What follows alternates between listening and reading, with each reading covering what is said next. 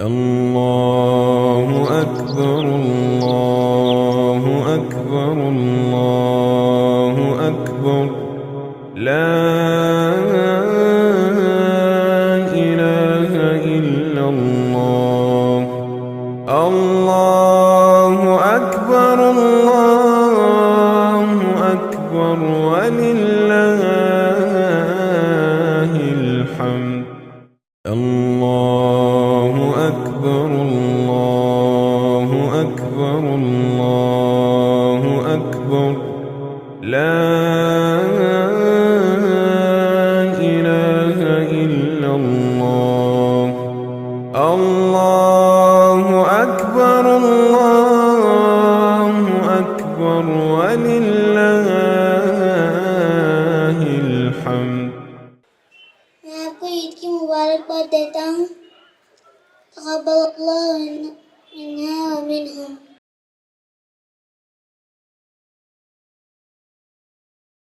إن الحمد لله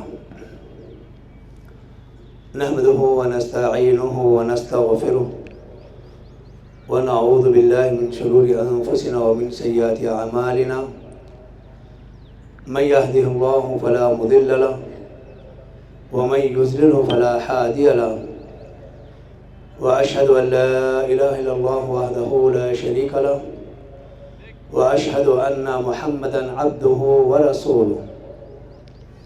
فقد قال الله تبارك وتعالى في القرآن المجيد والفرقان الحميد: وأعوذ بالله السميع العليم من الشيطان الرجيم.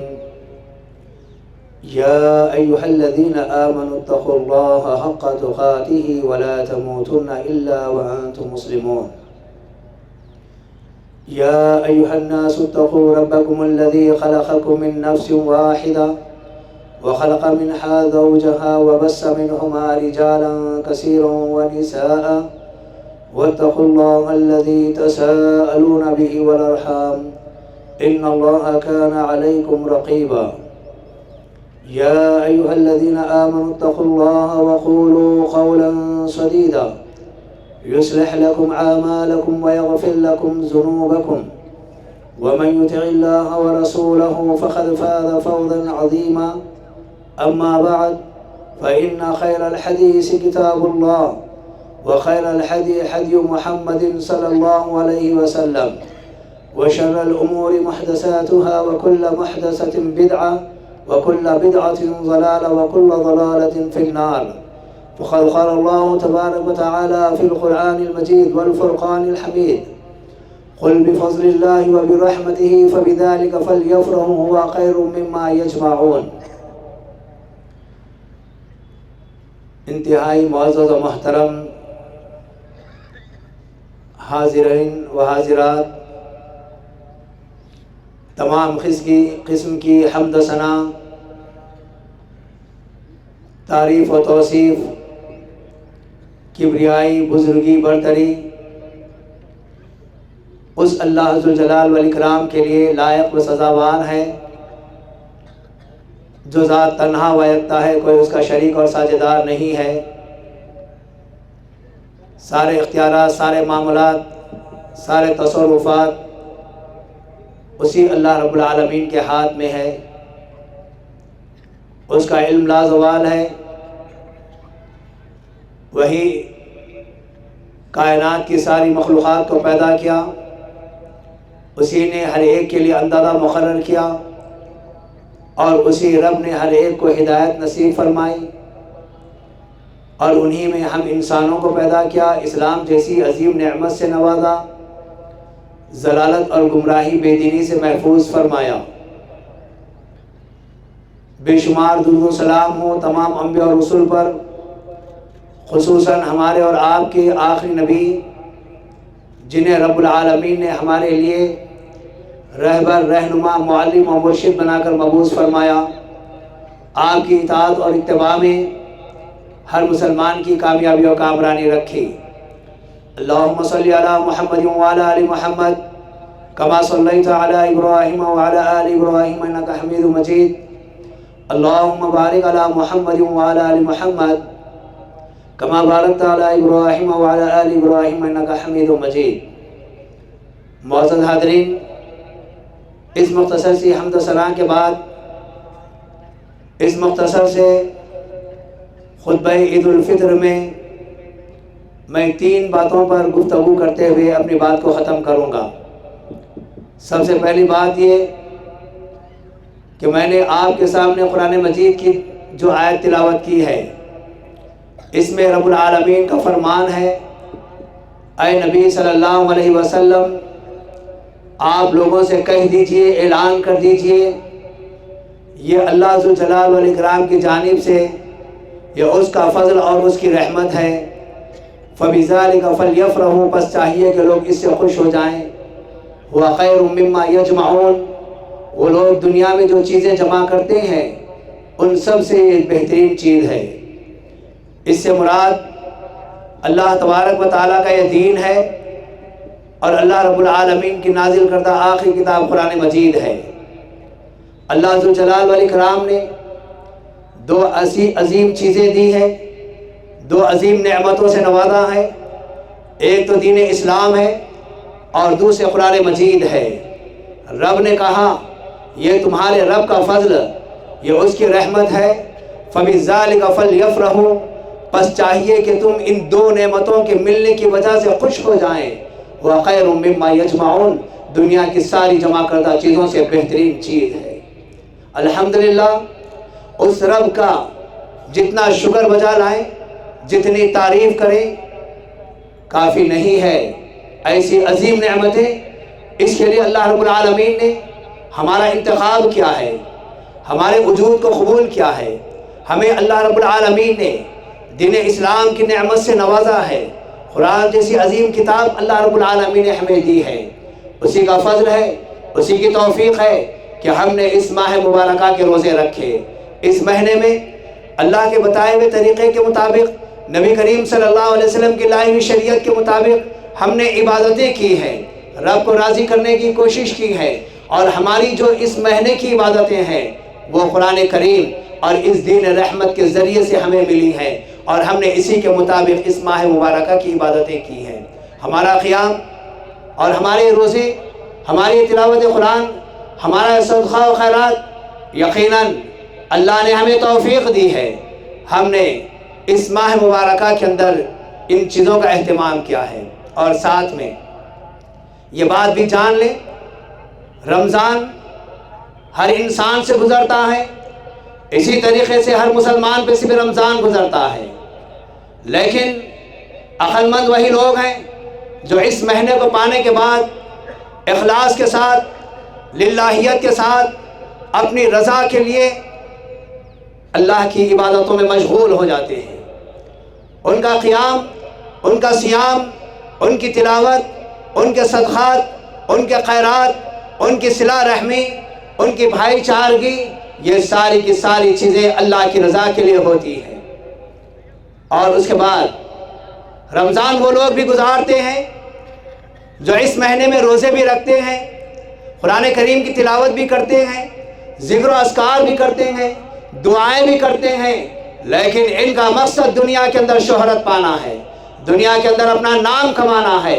ایسے لوگ بھی اس رمضان سے گزرتے ہیں، اور اس رمضان میں وہ لوگ بھی اس رمضان سے گزرتے ہیں جن کا مقصد اس مہینے کی آمد کے ساتھ ہی کاروبار کرنا ہوتا ہے، تجارت کرنا ہوتا ہے، اس مہینے کی آمد کے ساتھ مال و متاع کمانا ہوتا ہے۔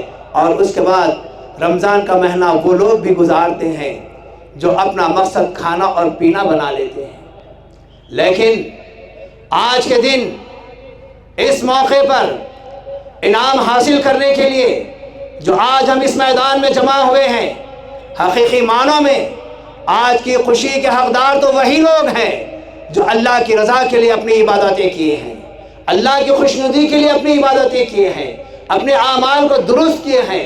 یقیناً یہ بات بھی جان لیں، اگر کوئی بندہ آج کے دن نیا کپڑا پہن لے یا پھر بہترین غذا کھا لے تو اس کے لیے کوئی خوشی، کوئی عید نہیں ہے۔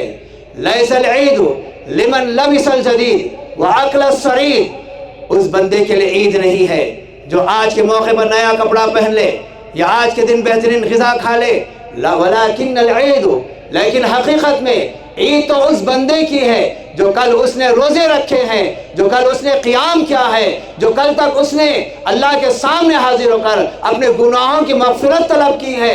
اگر اللہ رب العالمین نے اس کے گناہوں کو معاف کر دیا ہے، اس کے روزوں کو قبول کر لیا ہے اور اس کے تلاوت کو اور اس کے قیام کو قبول کر لیا ہے، تو یقیناً عید تو ایسے لوگوں کے لیے ہے جن کے اعمال قبول ہو رہے ہیں، جن سے رب راضی ہو رہا ہے۔ معزز حاضرین، ذرا غور کر کے دیکھیں، یہ عظیم مہینہ، یہ دلوں کے تزکیے کا مہینہ ہے، یہ ہمارے اعمال کی اصلاح کا مہینہ ہے، یہ برائیوں کے خاتمے کا مہینہ ہے، اچھائیوں کو اپنانے کا مہینہ ہے۔ اس مہینے کے ساتھ ہی رب العالمین آسمان کے دروازے کھولتا ہے، رحمت کے دروازے کھولتا ہے، جہنم کے دروازے بند کر دیتا ہے اور دنیا کے اندر اپنی رحمتیں، اپنی برکتیں نازل کرتا ہے۔ اس کے باوجود بھی ہم میں کی اکثریت اس مہینے کی ان سعادتوں سے محروم ہے۔ وجہ کیا ہے؟ آج رفتہ رفتہ ہم دین اسلام سے دور ہو رہے ہیں، ہم دین اسلام سے اپنے آپ کو علیحدہ کر رہے ہیں۔ غور کر کے دیکھیں، کیا آج ہمارے اندر یہ کیفیت ہے یا نہیں ہے؟ یہی وجہ تو ہے، ہماری یہ طویل عمر گزر گئی ہے، ہم بڑھاپے میں داخل ہو گئے ہیں، یا بچے تھے تو جوانی میں آ گئے ہیں، جوان ہیں تو بڑھاپے کی طرف جا رہے ہیں، بوڑھے ہیں تو موت کے قریب پہنچ رہے ہیں، لیکن اس کے باوجود آج یہ اپنے آپ کو صحیح طور پر مسلمان نہیں بنا سکے۔ نہ ان کے چہرے اسلامی چہرے بنے، نہ ان کا لباس اسلامی لباس بن سکا، نہ ان کے اخلاق، نہ ان کے کردار، نہ ان کے معاملات، نہ ان کا لین دین، نہ ان کی گھریلو زندگی، کسی معاملے میں بھی دیکھیں یہ دین سے دور ہوتے نظر آئیں گے۔ وجہ کیا ہے؟ یہی ہماری ذلت کا سبب ہے، یہی ہماری رسوائی کا سبب ہے، اور یہی وہ چیز ہے جس کے ذریعے سے رب العالمین ہماری دعائیں بھی قبول نہیں فرما رہا ہے۔ اس مہینے میں انسان کو اپنا تزکیہ کر لینا چاہیے تھا۔ رب نے قرآن مجید میں کہا، قد افلح من تزکا، یقیناً کامیاب ہوا جس نے اپنا تزکیہ کیا، اپنے دلوں کو پاک و صاف کیا۔ لیکن ہم نے دیکھا ہے اس عظیم مہینے میں بھی ہم ایک دوسرے کے خلاف رہے، ایک دوسرے کی غیبتیں کرتے رہے، ایک دوسرے کے خلاف بیٹھ کر ہم سازشیں کرتے رہے۔ اس عظیم مہینے کی حرمت کو ہم نے پامال کر دیا۔ یہ رحمتوں والا مہینہ، ہم اس میں ایسے ایسے کام انجام دیے جس سے رب کبھی خوش نہیں ہو سکتا۔ وجہ کیا ہے؟ ہم دین سے بہت دور ہو رہے ہیں۔ اور ایک بات جان لیں، ہماری ذلت، ہماری رسوائی اسی وجہ سے ہے۔ سب سے پہلی بات، ہم نے ہمارے اس دین کو اہمیت نہیں دی، ہم نے رب کی عظمت کو نہیں جانا، ہم نے رب کے مقام کو نہیں جانا، ہم نے نبی صلی اللہ علیہ وسلم کی تعلیمات کو نہیں جانا۔ عزیزان محترم، وہ نبی جو ہمارے لیے تڑپ جایا کرتے تھے، وہ نبی جو ہمارے لیے راتوں میں اٹھ کر دعائیں مانگا کرتے تھے، وہ نبی جو ہمارے لیے زار و خطار رویا کرتے تھے، وہ نبی جس کو اس امت کی بے حد فکر تھی، امتی امتی کہہ کر رات کی تاریکیوں میں نبی صلی اللہ علیہ وسلم ہمارے خاطر رویا کرتے تھے۔ اور ہماری بدبختی یہ ہے، اس نبی کی تعلیم کو ماننے کے لیے ہم تیار نہیں ہیں۔ بہت دکھ اور افسوس کی بات ہے۔ میں آپ کو بتاؤں، اگر آج کوئی ہمارے نبی صلی اللہ علیہ وسلم کی شان میں ذرا سی گستاخی کر دے، ہمیں برداشت نہیں ہوتا، ہم روڈوں پر آ جاتے ہیں، احتجاج کرنے لگتے ہیں۔ لیکن وہیں پر پلٹ کر دیکھیں، اس نبی کی سنت کو ماننے کے لیے آج مسلمان تیار نہیں ہے۔ یہ قرآن جو اللہ ذوالجلال والاکرام نے ساری انسانیت کے لیے اور خصوصاً اہل ایمان کے لیے، یہ اہل ایمان کے دلوں کے لیے شفا بنا کر نازل کیا، مومنین کے لیے رحمت بنا کر اس قرآن کو نازل کیا، آج قرآن میں اگر کوئی گستاخی کرے ہم فوراً اس کے لیے اٹھ کھڑے ہوتے ہیں، قرآن کی بے حرمتی ہم سے برداشت نہیں ہوتی، اور پلٹ کر دیکھیں اس قرآن پر عمل کرنے کے لیے ہم بھی مکمل طور پر تیار نہیں ہیں۔ کیا ہماری زندگی ہے؟ حقیقت میں اگر دیکھا جائے، جو قوم ہمارے وجود کو پسند نہیں کرتی، ہماری شریعت سے جو بغض رکھتی ہے، ہمارے نبی سے جس کو دشمنی ہے، آج ہم اسی قوم کی طرف مائل ہیں، اسی قوم کے نقش قدم پر چلنا چاہتے ہیں۔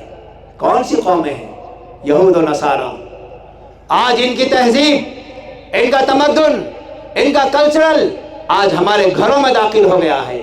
ہماری اولاد کی تربیت یہود و نصارہ کے طریقے پر ہو رہی ہے، اور ہماری تہذیب یہود و نصارہ کی تہذیب بن کر رہ گئی ہے۔ کہاں ہیں ہم مسلمان؟ کہاں تک ہم نے اسلام کو اپنایا ہے؟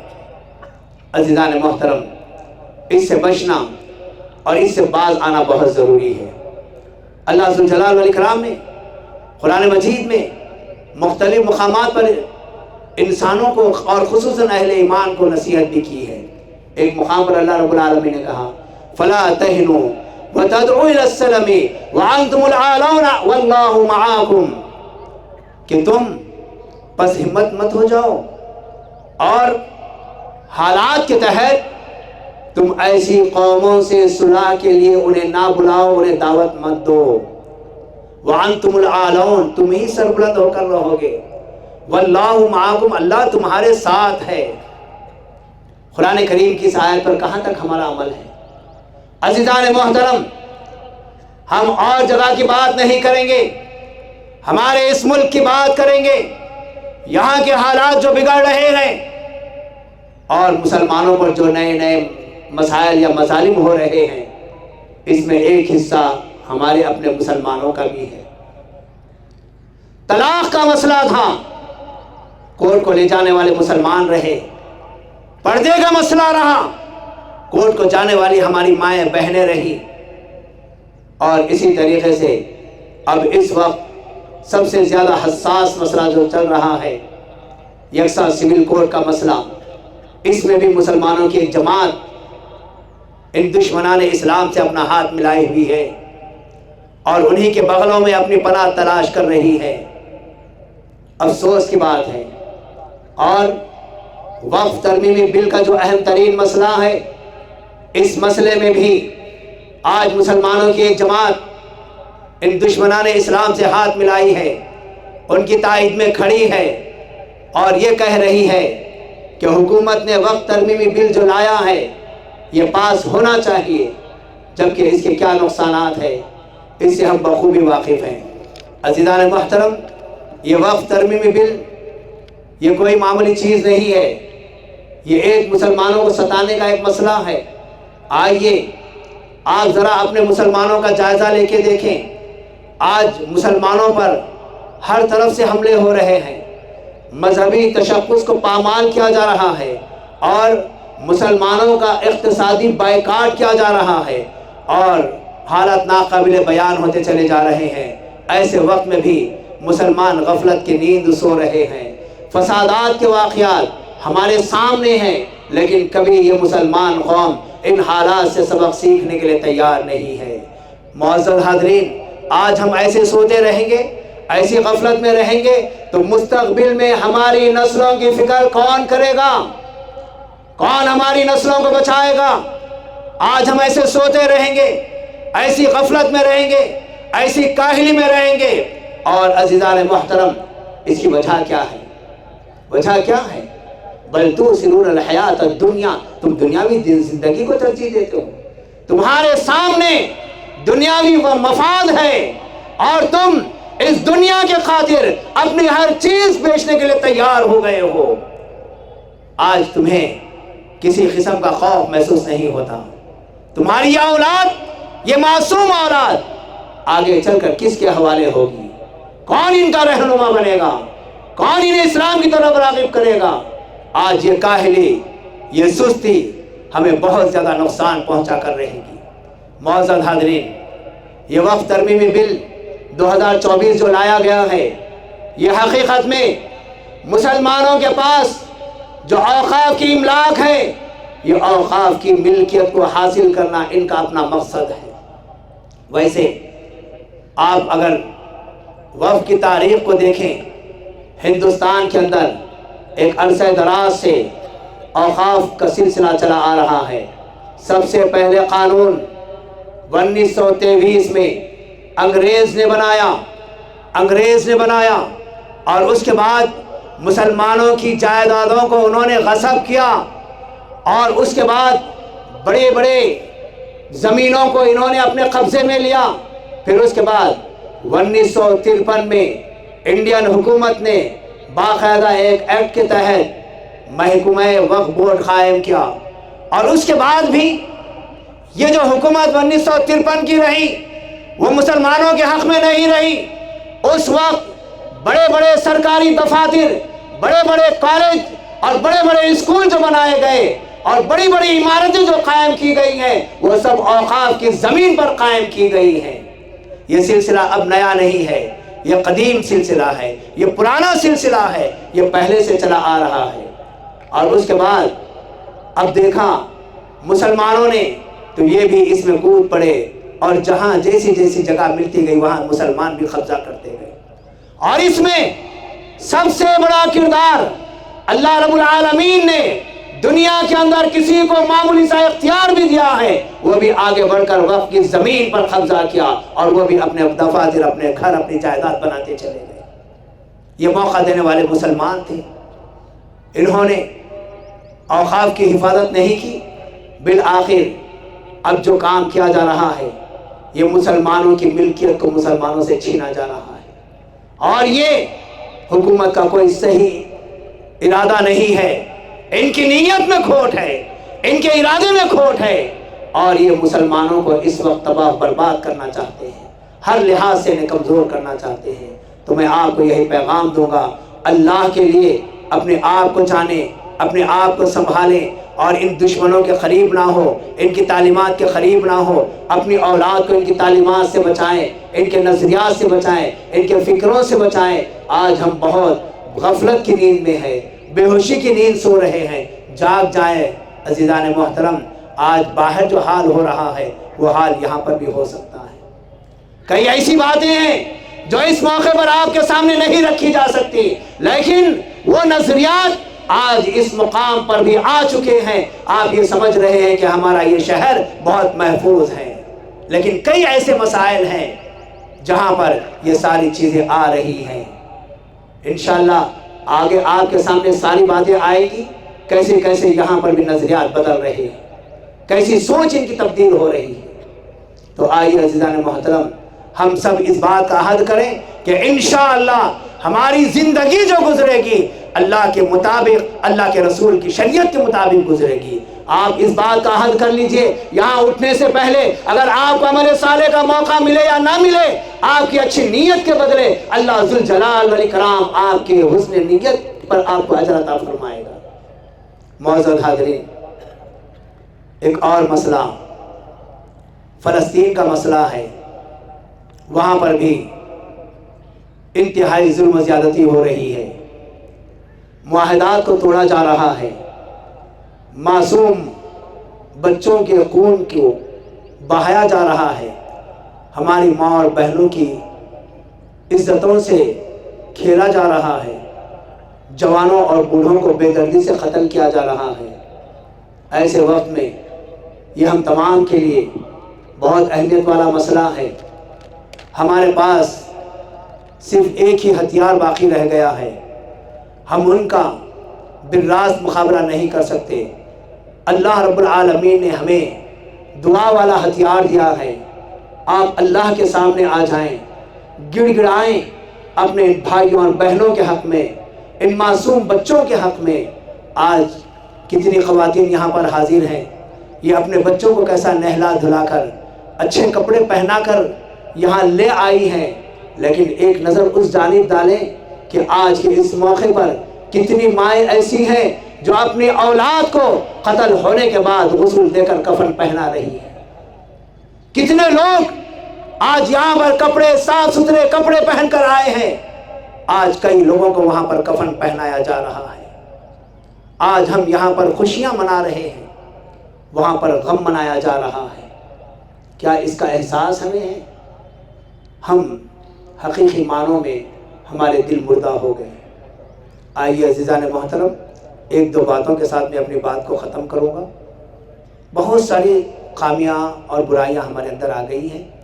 سب سے پہلی بات یہ ہے، ہم اللہ تعالیٰ کی ذات کو جاننے کے بعد اللہ تبارک و تعالیٰ کا حق ادا کرتے ہوئے اس کی عبادتوں کے لیے ہم لوگ تیار نہیں ہیں. قرآن کریم کی تلاوت ہم کر رہے ہیں، لیکن قرآن کریم کے مطابق عمل کرنے کے لیے ہم تیار نہیں ہیں. ہم نبی صلی اللہ علیہ وسلم سے محبت کا دعویٰ کر رہے ہیں، لیکن نبی صلی اللہ علیہ وسلم کے سنتوں پر عمل کرنے کے لیے ہم تیار نہیں ہیں. ہم یہ کہتے ہیں کہ شیطان تو ہمارا دشمن ہے، لیکن شیطان کے ساتھ ساتھ ہماری زندگی گزر رہی ہے. یہ خامیاں ہمارے اندر آ گئی ہیں. ہم کہتے ہیں کہ جنت سے ہمیں محبت ہے، ہم جنت میں جانا چاہتے ہیں، لیکن جنت میں لے جانے والے اعمال کے لیے ہم تیار نہیں ہیں. ہم کہتے ہیں کہ جہنم سے ہمیں بڑا خوف محسوس ہوتا ہے، لیکن جہنم میں جانے سے بچنے والے اعمال کرنے کے لیے ہم تیار نہیں ہیں. پھر کیا چیز ہے؟ وَاشْتَغَلْتُمْ بِعُيُوبِ إِخْوَانِكُمْ وَنَبَذْتُمْ عُيُوبَكُمْ. تمہارا حال کیا ہے؟ تم اپنے بھائیوں کے عیب ٹٹولنے میں، عیب تلاش کرنے میں مشغول ہو. تمہاری فکر اپنے مسلمان بھائیوں کے عیوب تلاش کرنے میں مشغول ہے، اور اپنے عیوب کو تم ترک کر دیتے ہو، چھوڑ دیتے ہو. اور تم موت کو حق جانتے ہو، لیکن اس موت کے لیے کوئی تیاری نہیں کرتے. اللہ کی نعمتوں کو تم کھاتے ہو، لیکن اس اللہ رب العالمین کا ان نعمتوں پر شکر ادا کرنے کے لیے تم تیار نہیں ہو. اپنے ہاتھوں سے مردوں کو دفن کرتے ہو، لیکن اس کے باوجود بھی تم ان سے عبرت حاصل نہیں کرتے. آج حقیقی معنوں میں ہماری یہی کیفیت ہو گئی ہے، ہمارا یہی حال ہو گیا ہے. یہی برائیاں ہمارے اندر آ گئی ہیں. اگر یہ برائیاں ہمارے اندر آ جائیں گی، ہمارے دل مردہ ہو جائیں گے، اور اللہ ذوالجلال والاکرام ہماری دعاؤں کو قبول نہیں فرمائے گا. اسی وجہ سے اتنے بیانات ہوتے ہیں، اتنی دعائیں ہوتی ہیں، نہ بیانات کا کوئی اثر ہوتا ہے اور نہ ہی دعائیں ہماری قبول ہوتی نظر آ رہی ہیں. وجہ یہ ہے کہ ہمارے اندر تغیر آ گیا ہے، ہماری سوچ بدل گئی ہے. اپنے دل کا تزکیہ کریں اور اپنے نظریات کو بدلیں، اسلام کی واضح تعلیم کو اپنائیں. اللہ نے جو فضل اور رحمت کے ساتھ دین اسلام قرآن مجید ایک عظیم نعمت کے ساتھ ہمیں دیا ہے، اس کو اپنائیں اور اس کے مطابق عمل کریں، تبھی ہم کامیاب و کامران ہوں گے. تو معزز حاضرین، یہ چند باتیں تھیں جو میں نے آپ کے سامنے رکھی ہیں. اللہ ذوالجلال والاکرام سے دعا ہے کہ اللہ تعالیٰ مجھے اور آپ تمام کو ان باتوں پر عمل کرنے کی توفیق عطا فرما. اے اللہ، ہم سے بہت ساری غلطیاں ہوئی ہیں، اے اللہ ان غلطیوں کو معاف فرما. اے اللہ ہماری خطاؤں کو درگزر فرما. اے اللہ ہماری مغفرت فرما. اے اللہ ہم پر رحم فرما. اے اللہ ہماری مصیبتوں میں ہمارے لیے آسانیاں پیدا فرما دے. اے اللہ جو لوگ پریشان ہیں ان کی پریشانیوں کو دور فرما. اے اللہ جو بے روزگار ہیں انہیں صالح روزگار نصیب فرما. اے اللہ جن کے رشتے نہیں ہو رہے ہیں، اے اللہ انہیں صالح رشتے نصیب فرما. اے اللہ جو لوگ جہاں کہیں بیمار ہوں، اس وقت کئی ایک چٹھیاں یہاں پر آئی ہیں، سب کے اپنے اپنے مطالبات ہیں. کوئی بیمار ہے، کسی کا انتقال ہو گیا ہے، تو اللہ جو کوئی بیمار ہے، جہاں کہیں بیمار ہے، چاہے وہ ہسپتالوں کے اندر ہو یا گھروں کے اندر ہو، اللہ تو بہتر جاننے والا ہے. ان تمام کے لیے صحت کاملہ، شفا عاجلہ نصیب فرما. اے اللہ ان کے مرض سے انہیں جلد سے جلد صحت عطا فرما. اے اللہ ان کے گھر والوں کی مصیبتوں سے انہیں آرام اور راحت نصیب فرما. اے اللہ جو انتقال کر گئے ہیں ان مرحومین کی مغفرت فرما، ان کے گناہوں کو معاف فرما، ان کی قبروں کو نور سے بھر دے. اے اللہ جنت کی کیاریوں میں سے کیاری بنا دے. اے اللہ جہنم کا گڑھا بننے سے اللہ محفوظ فرما. اے اللہ ہم تمام کی حفاظت فرما. اے اللہ ہماری جانوں کی حفاظت فرما، ہمارے مالوں کی حفاظت فرما، ہمارے عقائد کی حفاظت فرما، ہمارے ایمان کی حفاظت فرما. اے اللہ دنیا کے اندر جو ظلم و زیادتی ہو رہی ہے تو بہتر جاننے والا ہے. اے اللہ ظالموں کے ہاتھ کو روک دے. اے اللہ انہیں ہدایت نصیب فرما. اے اللہ انہیں ہدایت نصیب فرما. اے اللہ اسلام کی سمجھ انہیں نصیب فرما. اے اللہ اگر ان کے مقدر میں ہدایت نہیں ہے، اے اللہ تو انہیں برباد کر دے. اے اللہ تو انہیں ہلاک کر دے.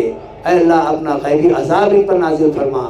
اے اللہ دوسروں کے لیے اس کو عبرت بنا دے، اللہ ان کی بات چیت میں اختلاف پیدا فرما دے، جیسے نبی صلی اللہ علیہ وسلم نے دعا سکھائی ہے وَخَالِفْ بَيْنَ كَلِمَتِهِمْ وَزَلْزِلْ أَقْدَامَهُمْ وَشَتِّتْ شَمْلَهُمْ وَفَرِّقْ جَمْعَهُمْ وَمَزِّقْ جَمَعَاتَهُمْ وَأَنزِلْ بِهِمْ بَعْثَكَ الَّذِي لَا تَرُدُّ عَنِ الْقَوْمِ الْمُجْرِمِينَ۔ اللہ ان ایسی قوموں کو ہلاک و برباد کر دے۔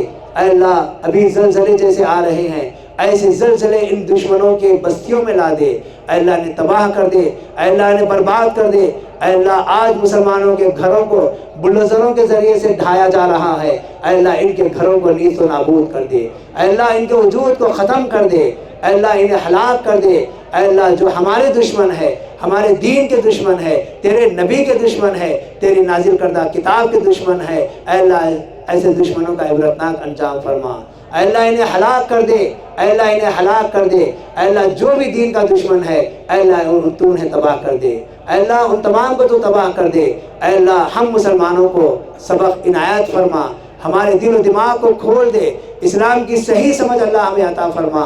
اے اللہ ہم میں جو اختلاف ہے، جو انتشار ہے، اور جو ہمارے دلوں میں کدورت ہے، جو ہمارے سینوں کے اندر عداوتیں ہیں، اے اللہ ایک دوسرے سے جو ہم بغض و اناد رکھتے ہیں، اے اللہ ایسے مہلک امراض سے ہمیں محفوظ فرما، اے اللہ ایسے امراض سے ہمیں محفوظ فرما، اے اللہ ہمارے دلوں کا تزکیہ فرما، ہمارے دلوں میں محبت عطا فرما، الفت عطا فرما، ریاکاری جیسے مرض سے محفوظ فرما، انانیت سے محفوظ فرما، تکبر سے محفوظ فرما، اے اللہ ہر قسم کے بد عقیدگی سے اللہ ہمیں محفوظ فرما، اے اللہ ہم سب کی حفاظت فرما، اے اللہ ہم سب کی حفاظت فرما، اے اللہ ہم سب کی حفاظت فرما۔